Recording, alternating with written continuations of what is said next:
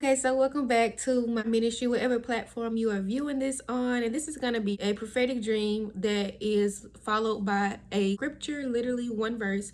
And yeah, we're going to hit the key points and we're going to be out of here. So last night I had a dream and I was going through a lot of battles or whatever. My team ended up winning. And as I'm leaving out of the facility where we had just got done fighting, somebody was there that I know. They were a grown man, and they were like sitting in this slope and their legs were cut off, and they were telling me how they were trying to help but their legs were cut off. And so I then picked them up and I carried them in my arms and I began to run with them first. So I had another dream maybe like a month ago of this person's son also being lame and not being able to move, and I was helping them in the dream as well. So the scripture that God led me to was 2 Samuel chapter 4 verse 4. And before I even read this point, I'm going to give you guys a little background. So boom, Saul's reign, he was currently king. He was chosen to be God's first king over Israel. His reign is currently coming to an end and God is bringing up David. But as God is bringing up David, David was sent to help Saul, but Saul was so busy in competition with David that he didn't even realize that we're on the same team. We're supposed to be working together. So as Saul is consistently trying to attack David, David is growing stronger while the house of Saul is growing weaker. The house of Saul, there were people who were being killed off from his lineage. People are beginning to hear about it and they're beginning to operate in fear. So we're now at 2 Samuel chapter 4. And Jonathan, son of Saul, had a son who was lame in both feet. He was 5 years old when the news about Saul and Jonathan came from Jezreel. His nurse picked him up and fled, but as she hurried to leave, he fell and became disabled. His name was Mephibosheth. So in the dream, like I said, the person who picked up, he didn't have no legs. So I already knew God was taking me to this scripture, but the point that God pointed out to me was something else. This person was a grown man in the dream. It wasn't a child, but in the scripture, it speaks about the context of a child. If you don't know, my major is psychology, where basically I learn about human interactions as well as why humans are the way that they are, what made them that way, which goes into childhood trauma.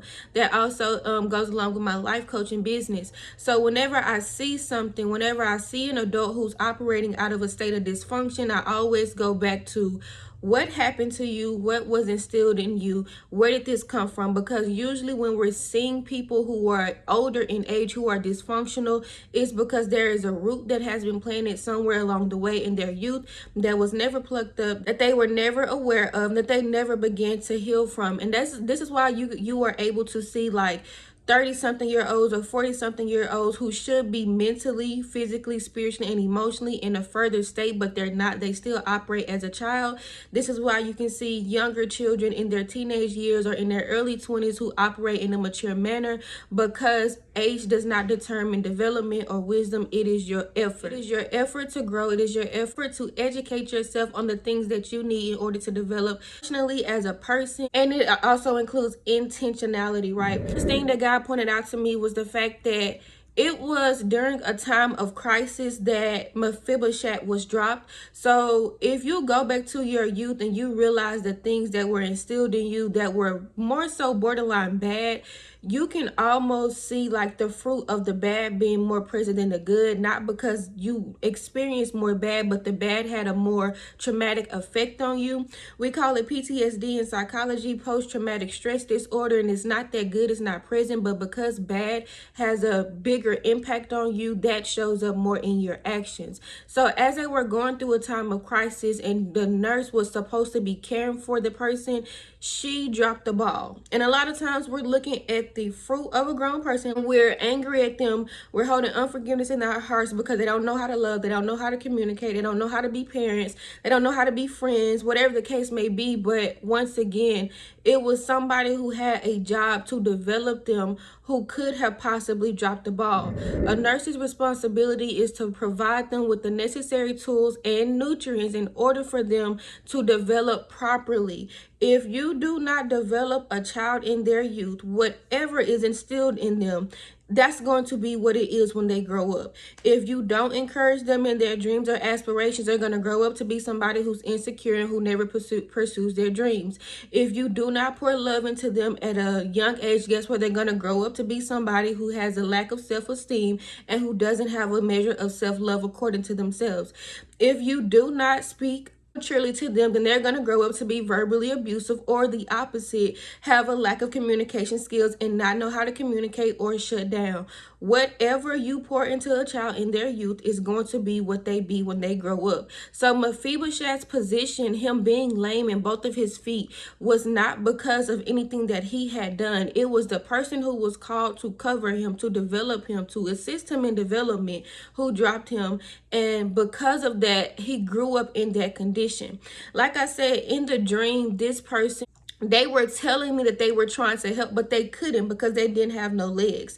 And I was telling them it's okay. And I picked them up and I continued on my journey with them. Sometimes you have to really forgive people for not being able to be what you thought that you needed in a certain season of your life. This can be parents, friends, lovers, teachers, whoever the case may be, because you don't know what underlying conditions could have been stopping them. And this is not to enable dysfunction. This is not to enable immaturity, but it's to really get us to recognize everything has a root issue and an underlying cause. And if we just stop for a second and commune with these people and talk to them about the circumstances that they grew up in, or the mindset that was instilled in them, or whatever the case may be when they were young, then you will figure out that who they are today is only the fruit of what they came from.